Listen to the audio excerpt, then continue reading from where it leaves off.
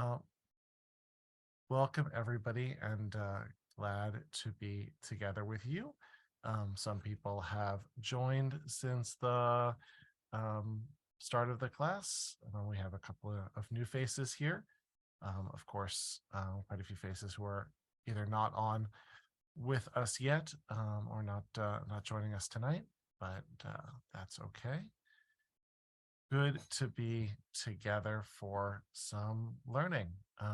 If you had a nice experience today, we'd love it if you dropped it in the chat. The world can use more nice, positive things. So if you want to drop in the chat anything good that happened to you today, or even anything good that happened to you this week, that would be exciting. I think we could all take some happy stuff. Linda says, I think I'm on the baby side. Yeah, well, reasonable. Janet says, wrote an article I'm proud of. Janet, do you want to share what your article is about?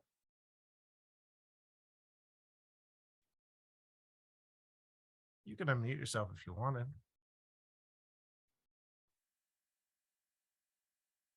Be curious to hear. Oh, goodness. Hi. Actually, I work at the Jewish Community Foundation of Los Angeles, and I'm working on ways to introduce our new president and CEO, Rabbi Aaron Lerner, to our community. I work in the marketing department, so it was just a pleasure to write about him. Fabulous. He is a very, very good guy.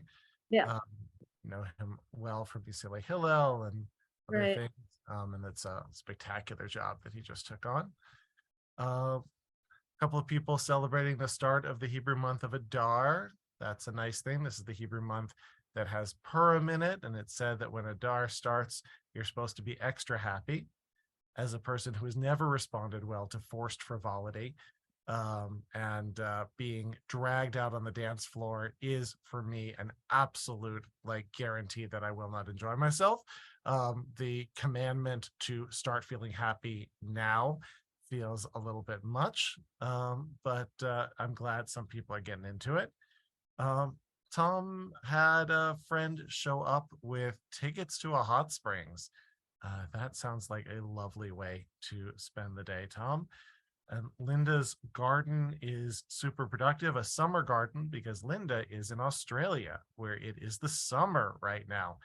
And also the toilets flush backwards and everything wants to kill you. But it is the summer down under, and living on tomato, zucchini, and purple beans. Mimi shared a couple of grandmother's recipes. That's really special to have those recipes. This is all very lovely. Um, nice, nice. Well, I'm glad that you are having good and meaningful times. Nice to see all of you and be together with you for a little bit of learning tonight. We are going to spend the next hour talking about the rational mysticism of Moses Maimonides. Linda, no, it's not. It's whatever. It's a subjective world, I guess so. Oh, Louise and Chuck's granddaughter got a Cub Scout award. That's so nice. We're going to be talking about the rational mysticism of Moses Maimonides.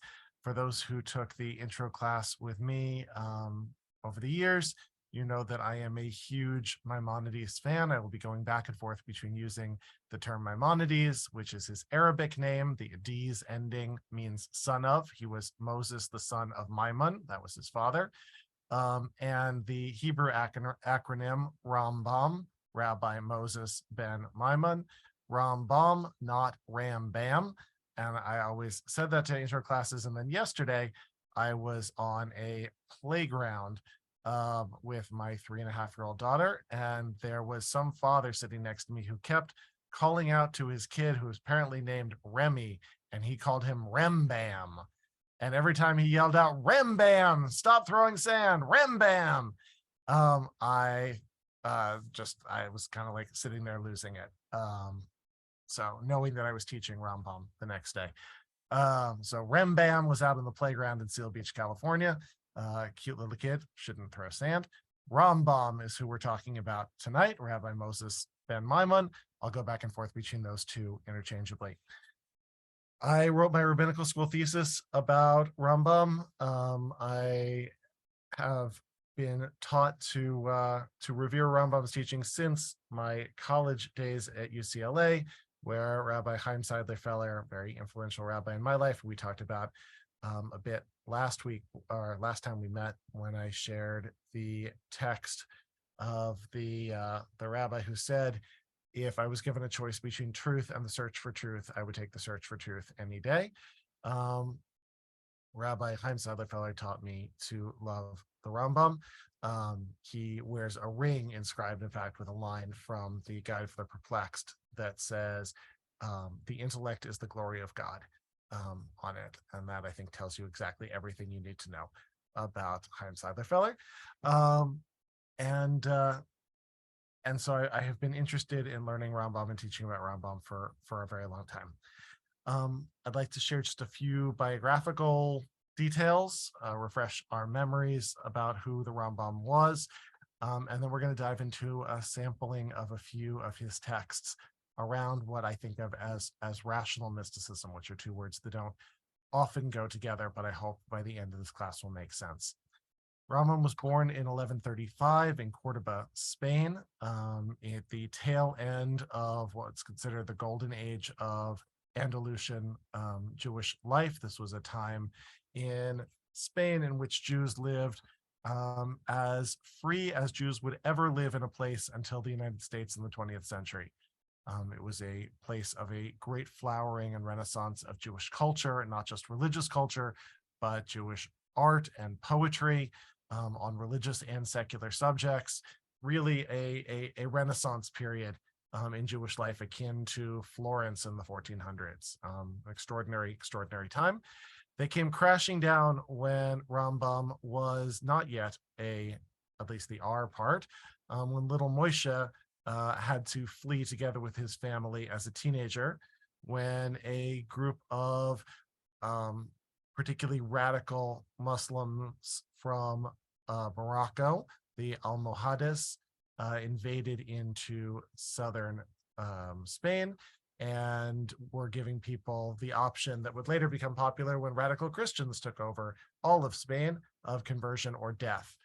The Maimon family fled to Morocco. Most scholars think that they became crypto-Jews, ostensibly converting to Islam on the surface to save their lives, while practicing Judaism in secret. And after a few years of that, made their way to the land of Israel, to the city of Tiberias, lived there briefly. Maimonides is today buried in Tiberias, but did not stay in Israel. Instead, they moved to Cairo in Egypt. And there Maimonides became not only a rabbi, but also a doctor, fulfilling every Jewish mother's double fantasy. He was both a rabbi and a doctor, and not just any rabbi. He was the official rabbi of the Jewish community of Fustat, which was the Jewish area of Cairo, and not only any doctor, but he was the official doctor to Saladin, to the Sultan of Egypt. We have Rambam's diaries in which he describes his work week, in which 6 days a week he was caring for the Sultan and his family and his court. On Shabbat, he was functioning as the community leader of the community of Fustat, receiving on Shabbat afternoon Jews who would come to him with questions and disputes that he would take while lying down from his home, because he didn't have the energy to stand to receive them. And in the evenings, he wrote the most important work of Jewish law, which he finished by the age of 32, and the most important work of Jewish philosophy ever written. He was a massive overachiever. If you want to feel bad about yourself in life, study the Rambam, because good Lord, man did everything. The work of law that he wrote was the Mishneh Torah, Mishnah with an E, not to be confused with the early rabbinic writing, the Mishnah with an A. That's a pretty confusing one. Mishneh Torah means the second Torah, in which Rambam took every law in the Torah, every law laid out across the rabbinic canon up till that point, and created the first comprehensive code of Jewish law. covering all conceivable subjects in Jewish law, everything from ritual law to civil and criminal law to even one volume on how to do tshuva properly, another volume on how parents and children ought to relate to one another, another volume on the laws of kings and warfare, another volume that covers the laws for after the coming of the Messiah. This comprehensive code of Jewish law, which contained within it no footnotes. He simply just wrote down the law as he saw it. That tells you one thing about Rambam, right? He's in a Jewish tradition, which is all full of debates. He wrote an unfootnoted comprehensive code of Jewish law. And in his introduction, he describes it as the Mishnah Torah, the second Torah, because as he says, if you read the first Torah written by God and the second Torah written by him, you need never read another Jewish book. You will have covered every conceivable and important subject. He had all of the confidence of a rabbi, with all of the confidence of a doctor, with all of the confidence of a Sephardi dude who knows that he's smart. I mean, it's just like the combination of everything is just pretty intense. After he completed the Mishnah Torah, which included within it a volume that's essentially a volume of philosophy called Yesodei HaTorah, Foundations of the Torah, he took Yesodei HaTorah and expanded it out over the next 3 or 4 decades into his magnum opus, The Guide for the Perplexed. The Guide for the Perplexed was written in Arabic, which was the language of scholarship at that time, much like Latin was in Europe. It was written as a letter to one student. It was not designed to be a book consumed by the masses. It was written to one pupil, and it was written in language that many scholars see as purposefully complex and purposefully written in order to hide some elements of its meaning. The philosopher Leo Strauss wrote a book called Persecution and the Art of Writing, in which he used Maimonides' Guide for the Perplexed as his key example. And in that book, Strauss says that when somebody wants to say something truly outrageous without getting killed, they do so by writing extraordinarily complex text that people will need to read between the lines in order to understand its truly subversive hidden meanings. That really subversive literature doesn't come right out and say it's subversive because people don't want to be burnt at the stake. Instead, it gets encoded into complex philosophical writing that, if you have the key to unlock, actually reveals some extraordinarily unorthodox sort of messages, which was the content of my rabbinical school thesis. Not really new ground, but kind of a review of some of the literature around that topic, in which Maimonides was really shown to be quite the radical. And he's radical on all sorts of areas, radical on the nature of God, radical on the value of following halakha, radical on the meaning of prophecy. He says some pretty extraordinary things scattered across his writings. And for that reason, the Guide for the Perplexed has been a burned book over the course of Jewish history, primarily burned by Jews. The first public burning of Maimonides' Guide took place about 30 years after his death. And there have been more than one occasion over the course of Jewish history in which Maimonides' Guide for the Perplexed was either burned or banned. Even today, if you walk into an Orthodox Beit Midrash, an Orthodox study hall, every single one of them will have proudly displayed a number, probably, of versions of the Mishnah Torah, the work of law. And if you find a copy of the Guide for the Perplexed, it will be on a high shelf or pushed to the back. It will not be a book which makes its way onto the table for the Yeshiva Bucharim to study. Maimonides isn't banned from the ultra-Orthodox world. He couldn't be. His legal thought is too important, but his philosophical thought tends to be, let's say, less emphasized because of some of its particularly challenging conclusions. I want to take a look at some examples from Yesodei HaTorah from the Mishnah Torah's volume, which is a kind of rough draft of the Guide for the Perplexed, and then some texts for the guide itself. Can everybody? Oh, doesn't look like you can. Why? Can people see my screen? Yes, you can. It says screen sharing is paused on my screen for some reason, so not sure, but I'm seeing thumbs up that you can see my screen.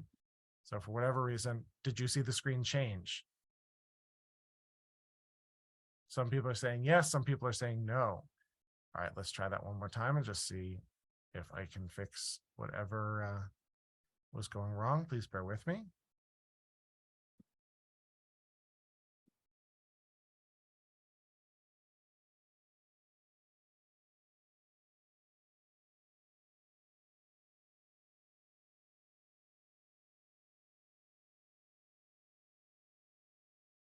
Bear with me for another moment or two.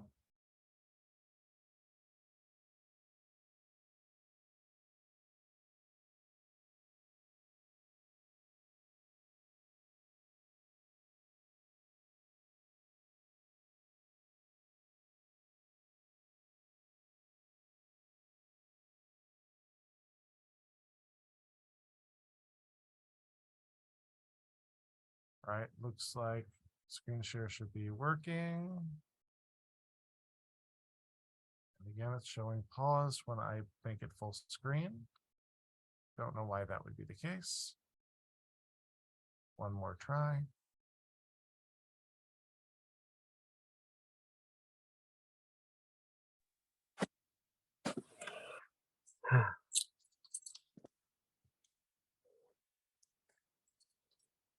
No idea why this isn't working. So we'll resume. Here it is. There we go. All right. I think we're sharing. I think we're sharing. Yes. I'm not going to touch any buttons. I promise. All right. Let's start with the text from yesterday, Torah. On God's radical otherness. Behold, it is explicitly stated in the Torah and in the works of the prophets that the Holy One, blessed be he, is not confined to a body or physical form. As Deuteronomy 4:39 states, because God your Lord is the Lord of heavens above and the earth below, and a body cannot exist in two places simultaneously. All right, one of the things that we're going to notice as we read this is that Maimonides goes from deceptively easily agreed upon premises to much more challenging conclusions in a very deft and clever way. So he starts with something that most religious people would agree on, that God is not confined to a body or physical form. Most religious people would agree that God is more expansive than a body, than an old man in the sky. Hashem is here, Hashem is there, Hashem is truly everywhere. And we know that from a verse in Deuteronomy in which it says, God is the Lord of heavens above and the earth below, and God can't simultaneously be in heaven above and in the earth below at the same time if God is a body like your body and my body. Thank you very much. Nobody should have too big of a problem with the idea that God is not one singular man sitting on a throne. Most of us graduate from that idea by the time we become adults. But then Rambam says, okay, if so, what is the meaning of the expressions employed by the Torah below his feet, or written by the finger of God, or God's hand, or God's eyes, or God's ears, and the like? Okay, we agree that God is not really an old man in the sky. And so, by extension, what do we do with these various anthropomorphisms that we see in the Torah, in which we see that God inscribes the commandments with God's finger, or God brings us out of Egypt with a mighty hand and an outstretched arm, or God's eyes, or God's ears? we can agree then that those things are metaphors as well, right? Those things can't be literal, just like God is not a literal body. Then, okay, God doesn't write with a finger like your and my finger, or use a hand like your and my hand. We're still well within the realm of stuff that any reasonable, thoughtful religious person would agree. All of these expressions, he says, are used to relate to human thought processes, which know only corporeal imagery. For the Torah speaks in the language of human beings. This is one of the most important lines from the text. Torah dibra b'lashon b'nei adam. The Torah speaks in human language. What is Rambam saying when he's saying the Torah speaks in human language here? Let's get a couple of voices to join the conversation. What does he mean by this? Torah dibra b'lashon b'nei adam with regard to these anthropomorphic images. What's Rambam talking about? The Torah was given to men or women or people. And so to make it understandable to us, it has to be written in a language and descriptions that we understand.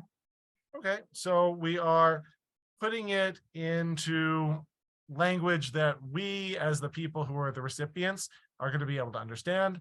Tom is saying in the chat roughly the same thing. It's using idiom to convey meaning to the reader in a media we can comprehend.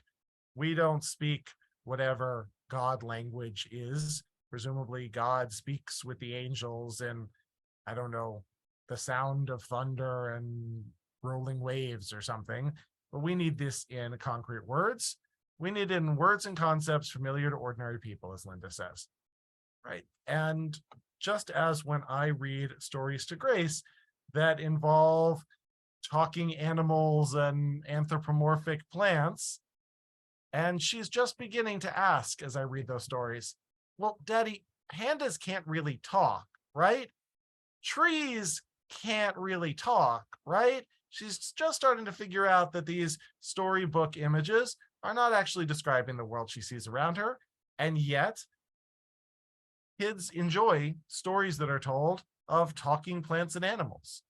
And so too, we human beings, these big human beings, still need some anthropomorphic kind of language when we're talking about something like God in order to be able to visualize God. Backwards. Since it's been clarified that he does not have a body or a corporeal form, it's also clear that none of the functions of a body are appropriate to him. Neither connection nor separation, neither place nor measure, neither ascent nor descent, neither right nor left, neither front nor back, neither standing nor sitting. Okay, so we've established that God is not a human body, does not contain a human body. God doesn't have fingers as we have fingers. God doesn't have feet as we have feet. Therefore, let's expand a little bit further logically. That means that there's no in front of God or behind God. There's no left of God or right of God, because those are terms that we use to describe physical objects as we locate them in three-dimensional space. And so when we say something like, Yehi ratzon milfanecha, at the start of a prayer, may it be known before you, God, we don't actually mean in front of you, God. Modeh ani lefanecha, I'm grateful before you, God. We don't mean in front of God. Da lifnei mi ata omed, know before whom you stand. You're not standing before God, because God is not physically located anywhere in particular. Okay, so God has gone from being described in highly anthropomorphic terms in the Torah to, all right, acknowledging that those anthropomorphisms, the fingers, the hands, the feet, are more akin to children's story book characters than to a real description of God. And therefore, we need to extend it further to acknowledge that God doesn't have any kind of a body that can be located in physical space. Okay, we've taken God out of physical space. Now let's take God out of time. God is not found within time, so that he would possess a beginning, an end, or age. He does not change, for there is nothing which can cause him to change. The concept of death is not applicable to him, nor is that of life within the context of physical life. The concept of foolishness is not applicable to him, nor is that of wisdom in terms of human wisdom. Okay, you can remove God from physical space. God is not here or there, God is everywhere. But to remove God then from time is to remove God from the capacity to change, because change measures how things evolve over the course of time. God ceases to exist in space, then God ceases to exist in time. All of a sudden, God begins to look much less like a thing, much less like a noun, and much more like a concept, a principle, a process that exists outside of normal space. If God is less of a noun and more of a principle or a process, then neither sleeping nor waking, as Maimonides continues, neither anger nor laughter, neither joy nor sadness, neither silence nor speech in the human understanding of speech are appropriate terms with which to describe God. All of a sudden, God ceases to be emotional. The Torah's God is very emotional. Some might say overly emotional. The Torah's God is constantly getting frustrated and disappointed. God is angry, but God is also loving and caring. A noun can be loving or caring. A being can be loving and caring. But what does it mean for a process or a principle to love you? What does it mean for a process or a principle to be angry about something? And what does all of this mean for the last statement? Neither silence nor speech, at least in the human understanding of speech, are appropriate terms with which to describe God in the context of a God who revealed a Torah to us. Okay, I understand that God doesn't speak with a mouth, doesn't utilize vocal cords. I understand God doesn't write with a quill or a pen. But what does it mean if God doesn't speak? What does that do to a whole tradition that is essentially predicated on Vayomer Adonai el Avram or Vayomer Adonai el Moshe? God spoke to Abraham. God spoke to Moses. God spoke these words at Mount Sinai. The God that's being described by Rambam here is a God which is very far from the biblical understanding of God, a God which has been dramatically changed from a being who cares about and communicates with us to something entirely other. I want to pause here and just hear some reflections on what you make of this image of God. How does it sit with you? How does it strike you? What are its positives for you? And what are its drawbacks?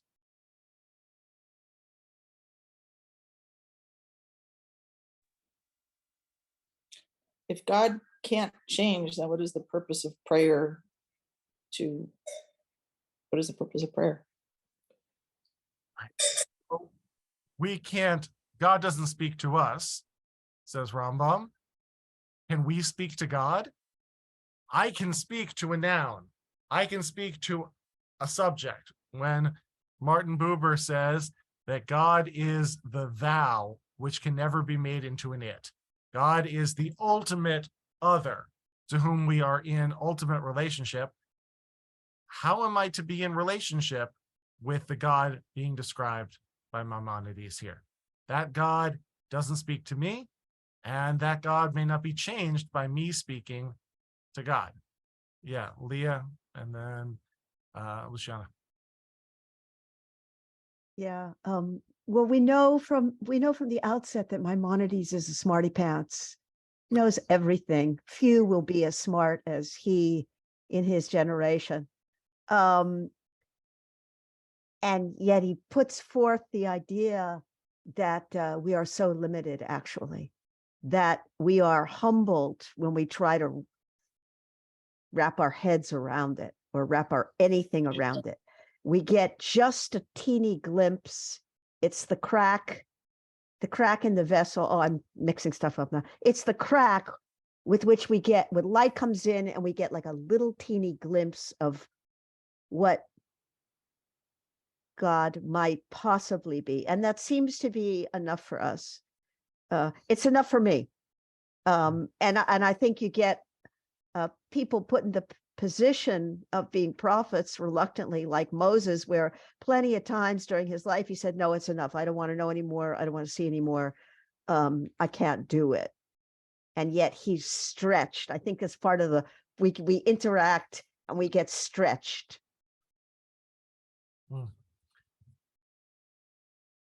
I'm struck by you using that image of getting peaks at God. That brings me back to 2 weeks ago when we were talking about being at the mountain and not being able to see God's face, but only God's back. And also reminds me of the great love that the Kabbalists have for the Song of Songs. The Song of Songs, which was a controversial book in its inclusion in the Torah. The Song of Songs is a erotic love poem between a man and a woman. But the mystics, beginning with Rabbi Akiva and really in the flowering of Spanish Kabbalah around the same time as the life of Maimonides and continuing forward, would love the Song of Songs because the lovers keep peeking at one another. I see my lover through the lattice work, and then I look and all of a sudden she's gone. I catch a glimpse of him as he is out in the fields, but they never, despite all of their speech about each other's beauty, they don't actually consummate in the Song of Songs. They don't actually come into each other's presence. They just get these seductive glimpses. And the mystics would say, this is totally the way that we interact with God. We don't get God's full-on presence. We get these little hints and glimpses. That's mystical language. And Leah is saying here from this great rationalist, he is starting to use language which we more commonly associate with mysticism. Gianna. Hello all. Can you hear me? Yes. Yeah, okay. This is I really appreciate this particular writer, right? I think that I've read some of Reza Aslan's work. I don't know if you've heard of, he's a historian and religious scholar, talking a little bit about the Bible, that there are stories, right? Not history. And from that perspective, I think that all that is written has this goal of reaching the audience and trying to bring the message, right? So this idea of communicating with God or hearing God or having some sort of feeling about it are all things that us humans can understand. So I think in this case here is incredible because it's expanding that, right? It's just, it's much more than that, right? It's different ways of communicating. That can be all sorts of things, small and big, in people's experiences when they're together or when they're alone, feeling the presence of God. That's not something that can be describable, right? Or defined in a way that we can comprehend. So I think it's quite rational, actually. And I don't think a feeling that, it has an element of mysticism doesn't take away the fact that, we really have to try to understand the extent of this beauty, right, and force in ways that each of us can or may not be able to do. So it's an incredible insight into that God is so much more than whatever we've written about or thought about. Thank you. If the Torah rather speaks in the language of human beings, then necessarily it's not telling us the whole story. It's telling us the little piece of the story that we're able to metabolize. And Torah then becomes the beginning of a conversation rather than the completion of one. the hint, the peek into a subject rather than a book which can tell us the truth about that subject. It's a very different view of Torah. Diane, please. Kind of along the same line, I view Jews back then as being, at least in my mind, much more concrete than we are as far as how we view God.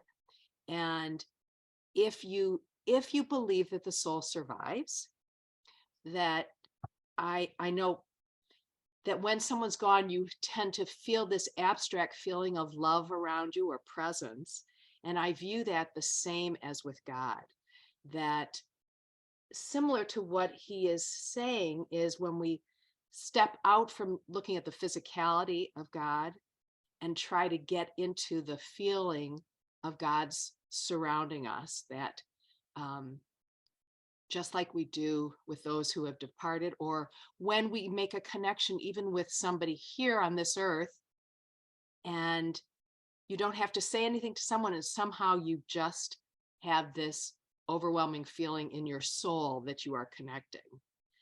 I feel that that's what he's trying to get us to feel with God. Thank you. Beautifully said. Beautifully said. I'm also paying attention to some of the things which are being said in chat, some really remarkable things. I want to call attention to what Linda wrote, which I can't help but read through the lens of her sharing that she's a gardener. An environment space can be caring or nurturing. If an environment is all that is around us that we're immersed in, maybe God is an environment.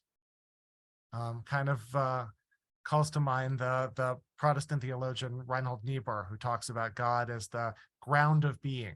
God is the stage on which everything is taking place, rather than the actor on the stage. That's us. And the idea of a nurturing stage or of a holistic environment is a really intriguing one.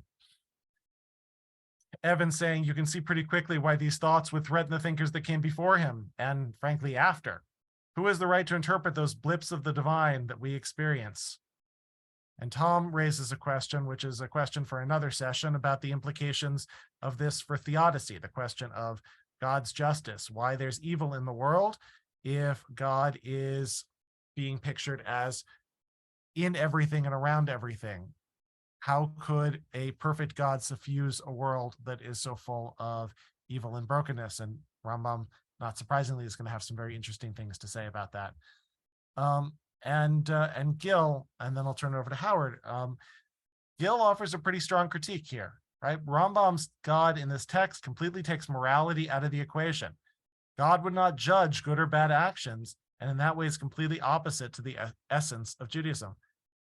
What does this do for a moral sense?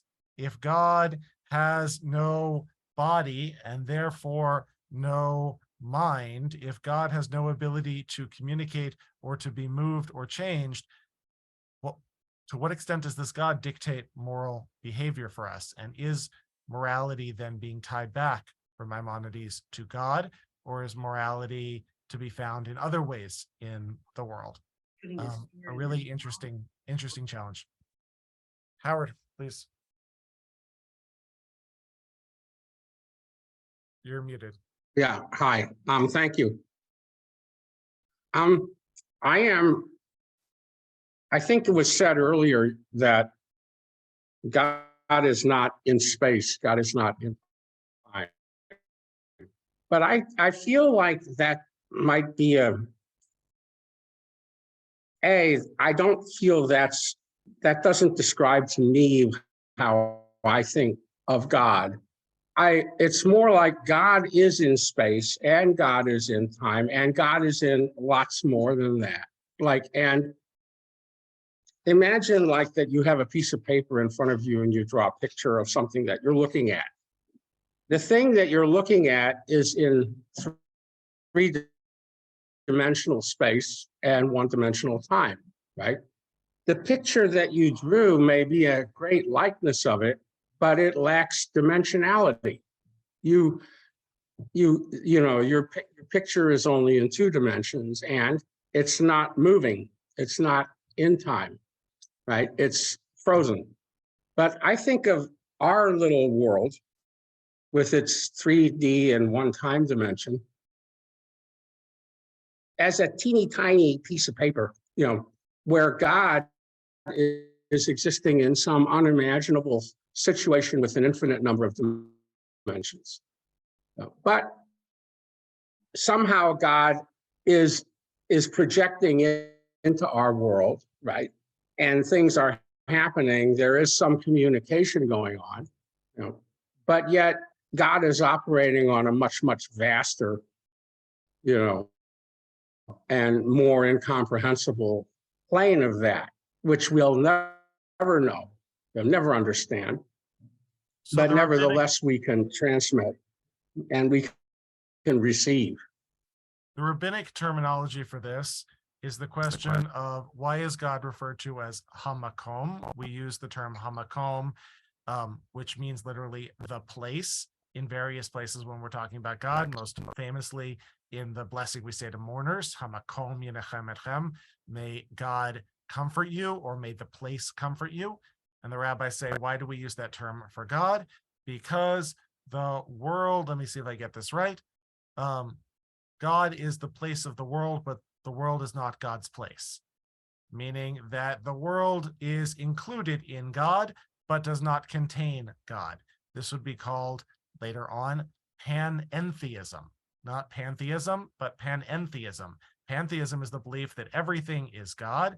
Panentheism is the belief that everything is God plus a whole lot more. God is not contained just in the stuff that we see. God is in the stuff that we see, but God is also a whole lot more than the stuff that we see.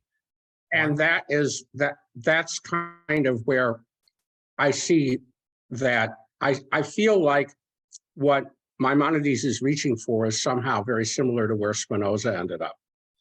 And there is a fascinating book that was published by, I believe, Mark Angel, who's a Sephardic rabbi in New York, who talks about Maimonides and Spinoza, and the way in which Spinoza, the heretic, takes Maimonides just one little step further, and perhaps actually isn't going that much further than Maimonides at all, but is just saying it more explicitly.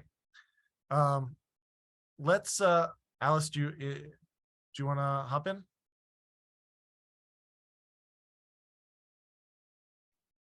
Yeah, I just wanted to make a comment about time. Time is not really in a lot of physical equations or a lot of, the only reason we have time and that we have a present and a past is because as individuals, as we exist, heat is given off, and that heat can't be recaptured. Therefore, the reactions in our bodies or whatever is not reversible.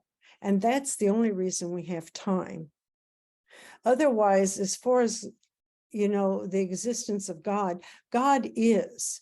And the rest of when you look at, some physics or whatever, or, chemistry or whatever, when you look at that, time doesn't really play a part. Time is something that we're trapped in because as we breathe, we give off heat, and we can't recapture that and go back to when we were, 3.5 years old, because we can't recapture that. We age as a process. So I think when you think about God or existence, God is, and it's like a complete equilibrium, and it's contained within. To me, I mean, that's how I think. One might call such a position a rational mysticism. Oh, right? An idea that God is, on one hand, this inscrutable, mysterious reality of the universe. And also, the more we learn about the universe, the more we learn that the universe is full of mysterious, inscrutable realities. In a world of quarks and quanta, maybe these stories about God are not so strange after all. That it is possible to arrive at a belief that looks an awful lot like mysticism through a rationalist, scientific view of the world. Maimonides is doing this in an 800-year-old language. We, many of us in this conversation tonight, are doing it in the most cutting-edge language of 2023, beyond, frankly, my understanding. But I'm nodding along because I like being surrounded by people who are smarter than me. But both of these sort of conversations, from Maimonides, the physician and scientist and rationalist Aristotelian, and us talking in a language informed by the pretty extraordinary discoveries of particularly the last century of science, arrive at this world that sounds an awful lot like the Zohar. Sounds an awful lot like mysticism. Let's just take a look, as usual, much more to say and many more texts, and an hour goes very quickly. I just want to share this because it's outrageous. This is then a section from the guide in which he has taken the concepts in Yesodei HaTorah and extended them further. You see this on my screen? If it should occur to you that one who believes in the corporeality of God should be excused because of his having been brought up in this doctrine, or because of his ignorance and the shortcomings of his apprehension, you ought to hold a similar belief with regard to an idolater, for he only worships idols because of his ignorance or his upbringing. You see what he just said there? Everybody catch what he just said there? The person who believes that God is the way God is pictured in the Torah is under the same kind of misapprehension as somebody who is raised to believe that God is really in the statue made out of wood and clay. That somebody who believes the Torah is literally describing God, is literally true, is in fact an idol worshiper. I mean, I don't want to tell this to the Chabad guy down the street, but I kind of want to tell this to the Chabad guy down the street, right? To say, Maimonides says that a literal view of Torah is idolatry, or at least akin to idolatry. If, however, I'm back in the text, you would say that the external sense, the pshat, the plain meaning of the biblical text, causes men to fall into doubt, you ought to know that an idolater is similarly impelled by his idolatry by imaginings and defective representations. Don't blame the Torah. If you can't understand the book, you shouldn't have tried, right? You shouldn't mess with things you can't understand.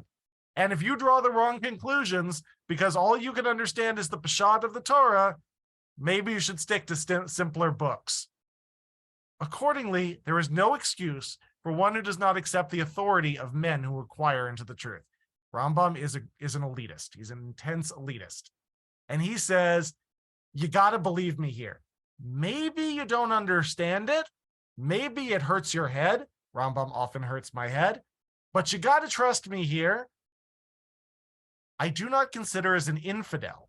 I do not consider as an infidel one who cannot demonstrate that the corporeality of God should be negated.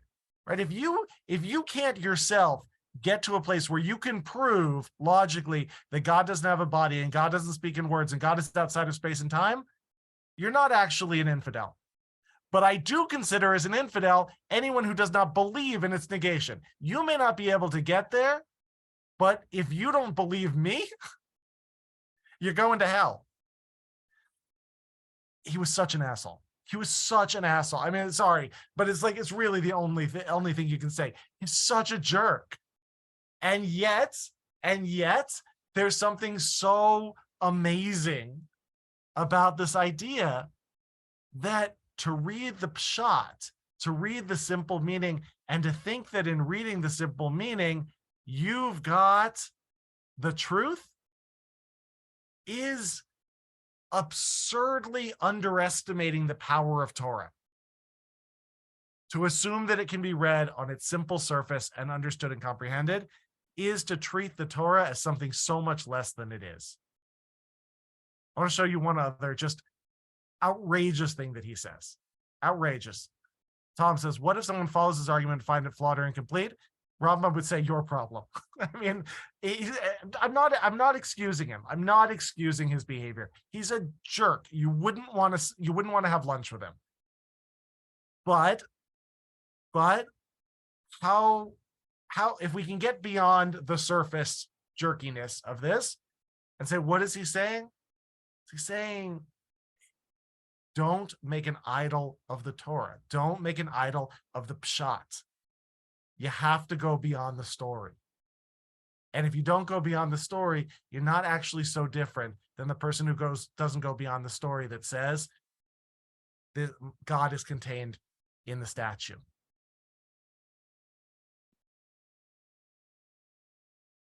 Tom also has a healthy sense of self. I love you, Tom, but I would have lunch because I would win. I really, really enjoy you. All right. Comment. This is another amazing one. On the rationality of religion. We're in the guide also. Can you read this? There is disagreement. There is disagreement regarding our laws, which God has given us. There are some people who do not seek for them any cause at all, saying that all laws are consequent on his will alone. There are Jewish philosophers who say, what is the reason to follow God's laws? It's the same reason that you followed your mother's laws. What was your mother's rationale for why you needed to follow her laws? Because I'm the mama. That's why, right? Because I said so. There are many people who believe that the reason to follow God's laws is because God said so. In a lot of ways, the whole of Judaism is predicated on a system of law revealed by God in one way or another, in which God is the ultimate validator of the authority of that law. Why is this law authoritative? Because God said so. Why is bacon not kosher? Because God said so. There are people who would say that every commandment and prohibition in these laws is consequent upon wisdom and aims at some end, and that all laws have causes and were given in the view of some utility. It is, however, the doctrine of all of us, both the multitude and the elite, that all the laws have cause, though we ignore the causes for some, and we do not know the manner in which they conform to wisdom. Okay, so we've talked about theology. Now we're talking about law. What does Rambam say about law? It says, laws are not self-validatingly true.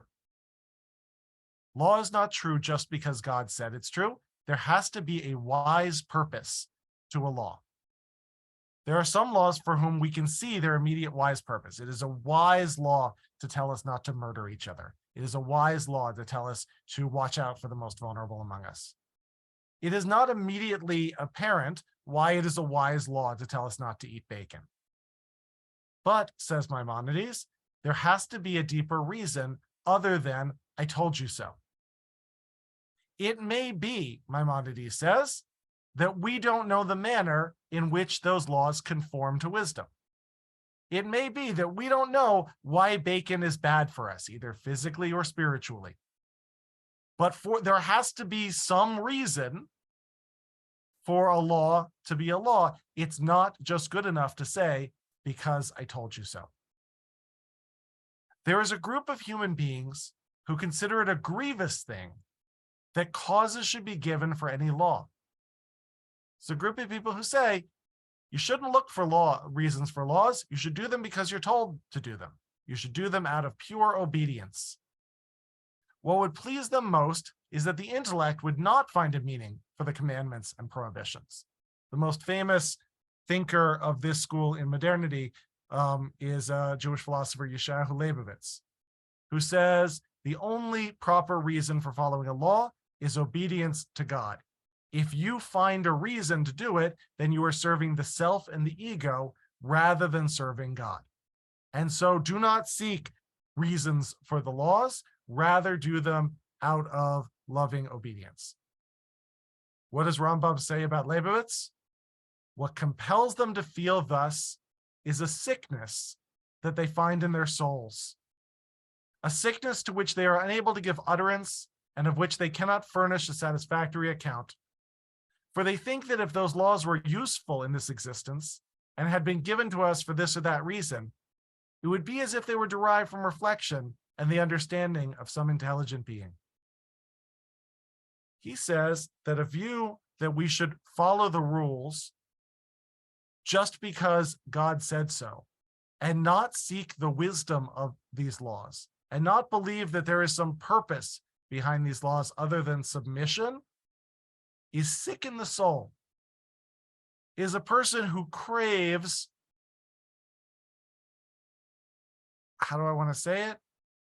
Blind obedience, rather than what a person ought to crave, which is true understanding. That a person who prioritizes blind obedience over true understanding is not actually a religious person, they are an automaton. And instead, what Maimonides says to be religious is to be in a striving quest for ever deeper and more perfect understanding, knowing that that deepest and most perfect understanding will always remain somewhat elusive. There's a lot more text that I'd hoped to get through, but we won't cover them all tonight, of course. But all of it sort of adds up to a picture for me, a picture that I think of as a rational mysticism. A mysticism in that it puts God at the center. It puts God at the center of the universe. It puts God as the ultimate purpose to which we strive, and sets up at the end of the Guide for the Perplexed almost an idea of what it is to reach enlightenment or nirvana. That if we properly can learn to think about God, we can ultimately come to some sort of a mystical union with God, that we can ultimately bring our minds into harmony with the mind of the universe. That's mysticism, pure and simple, but it's mysticism that's not approached by setting aside the intellect, by simply leaning into the breath, or by giving ourselves over to something bigger and more incomprehensible than ourselves. It's a mysticism arrived at through a prioritization of our rational facilities. We're not supposed to accept the laws just because they're given. We're supposed to strive and seek for the wisdom in the laws, and by striving and seeking for the wisdom in the laws, to get closer to the spirit at the center of the universe. We're not supposed to see God in terms of we're supposed to rather see God in the metaphors that point at God, that give us peeks at God, knowing that language is insufficient for describing something as tremendous as God, something which exists outside of space and time, or at least contains within it space and time, but is beyond that, and therefore beyond our capacity as limited beings to ever fully wrap our minds around. It's a way of bringing together the mystical search for enlightenment and connection with the rationalist's belief that our minds are the best possible tools to help us get there. And that by using our God-given rational facilities, we can achieve a spiritual sense of connection. This is the beginning of a conversation. I feel like I'm cutting it off sort of in the middle, but I hope it's intriguing and inviting for further study and further conversation. I welcome anybody who's got something that they want to share. I'm happy to stick around for a bit, but I also want to honor the fact that we've come to the end of our hour. So thank you. Happy to hear other reflections, and grateful to you for joining. Thank you. Yeah, Howard, do you want to share yours?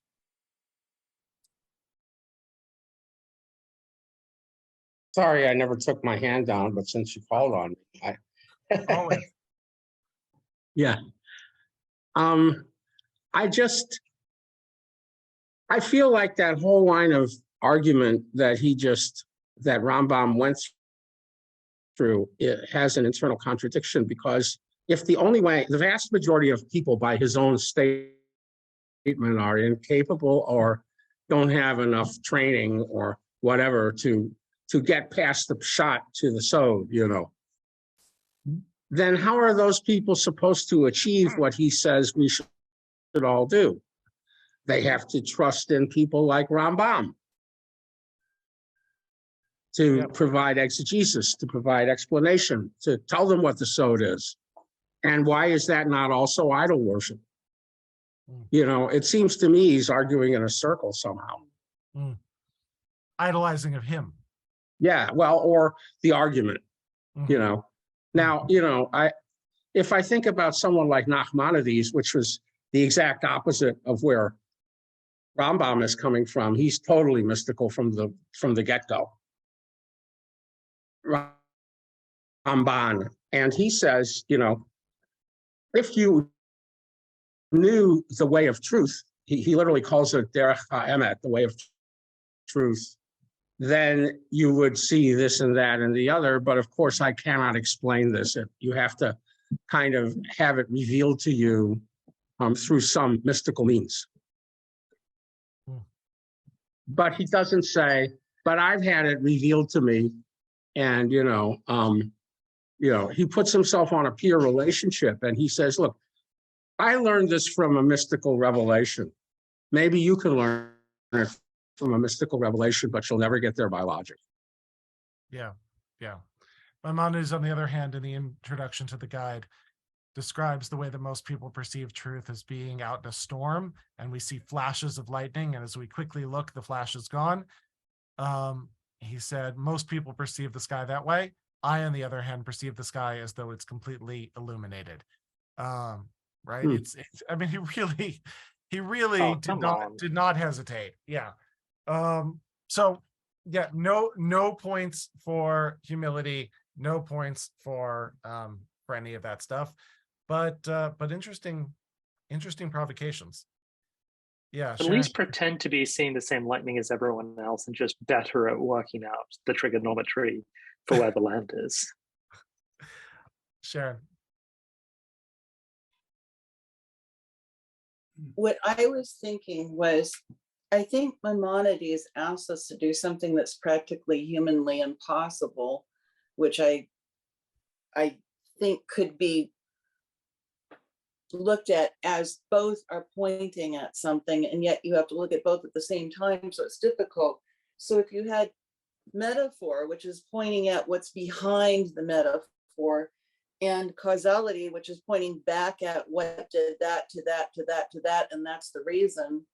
So it's like a pure rationality for something, as long as you know the reason, even though people choose the reasons that they're going to look at. It's asking you to do both, point different places, and somehow by looking at those kind of pulsing at the same time to get some kind of glimpse of what is behind this ultimately, at least as far as a human brain can look. And I find it really interesting because it is poetic and rational at the same time. So the glimpse of it when you're doing something really well and you have a sense, oh, I'm doing this for a purpose, and oh, this might be a metaphor for something else, and in all this jazz going through your head. But it's not for people, at least normal people, it's not possible to be in such a state all the time, not to see the sky full. I mean, it would be so difficult because you have to be thinking so many things at the same time and yet have a whole picture at the same time. That's just my thoughts on this, because I think that most people get out of the idea of seeing the Bible as basically a series of events that is written down and we're supposed to interpret everything literally. But at the same time, at some level, all of the levels of the presentation of the Old Testament have to be there at the same time for somebody to get even a chance of understanding it. So if you take out the layer of the events that are happening as something that you immediately have to discard, that doesn't work either. It's just like you can't take out the rationality of something for the poetry of it, or the poetry take out the rationality of it. Thank you. Beautifully said. Yeah, Diane. Yeah, that's just how my brain works like that. I'm sorry. I can't express it any better. Actually, Sharon, that was wonderful. That was really wonderful. What I You? always, what I always think of with Rambam, I always see that he has this force that is fighting within himself as a philosopher and as a physician. And I hope I don't offend anybody who may be in the medical field, but my experience has been that a doctor is always trying to figure out, those of us in the medical field are always trying to figure out the why behind something. There's always a reason why. And yet as a philosopher, he is negating that and having to fight it. And that's making us crazy.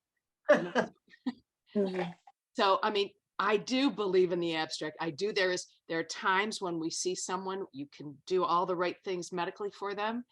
And then they say, God must have stepped in and helped us out, which is to me very abstract. So that's my thought on it. I think it's fascinating. Yeah, Rabbi. Yeah, Herbert. Hi. When I studied about Maimonides in college, his most impressive act to me, he was a founder of a free clinic for the poor.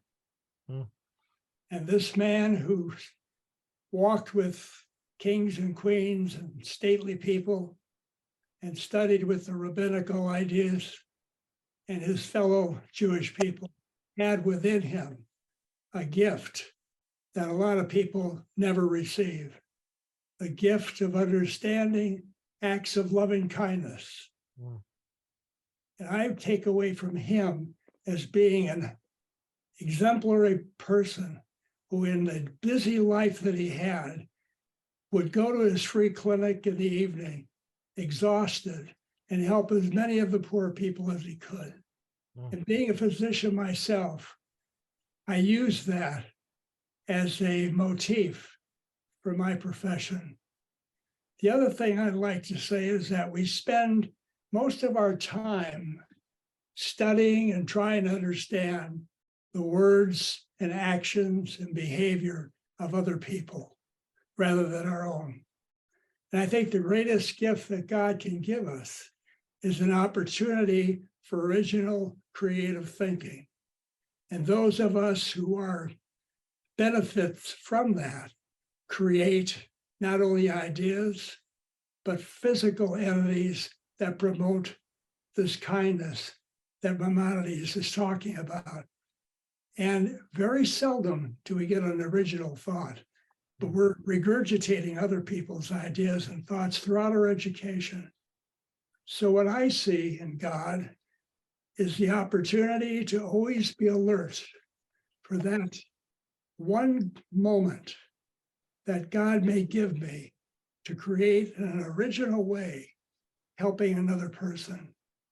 And in my practice, I saw that with people, infants, children, who were in some way gifted with an angelic personality.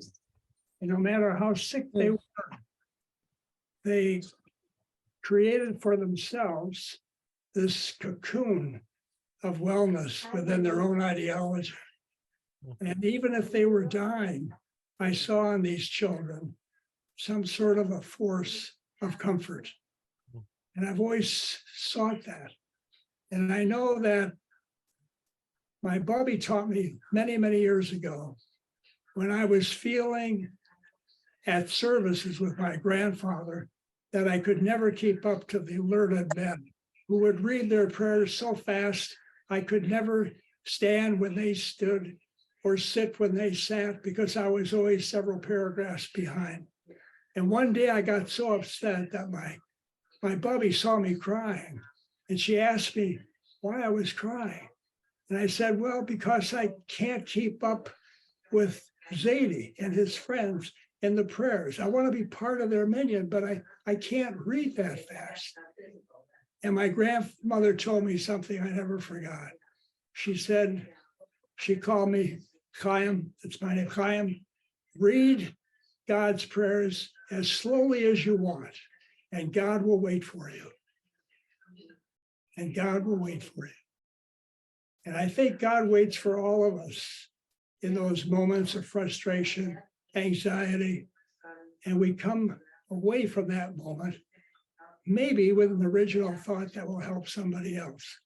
So that's my past, that's my experience with Maimonides. Not the golden text that we're quoting, but his humility, his acts of loving kindness with people less fortunate than himself. And when he lost his brother, it was a horrific loss for him. His brother was drowned at sea, but he overcame it with the spirituality that he attained during his life. So I think the message for me and for maybe the rest of us is to go about our studies and our helping each other, but anticipate that maybe sometime in your life, you'll be given that moment, that insight, and you'll create or get an idea that will be helpful to all mankind. I think that's a lovely note to end on. Thank you. Thank you. Beautifully said. Good night, everybody. Good night.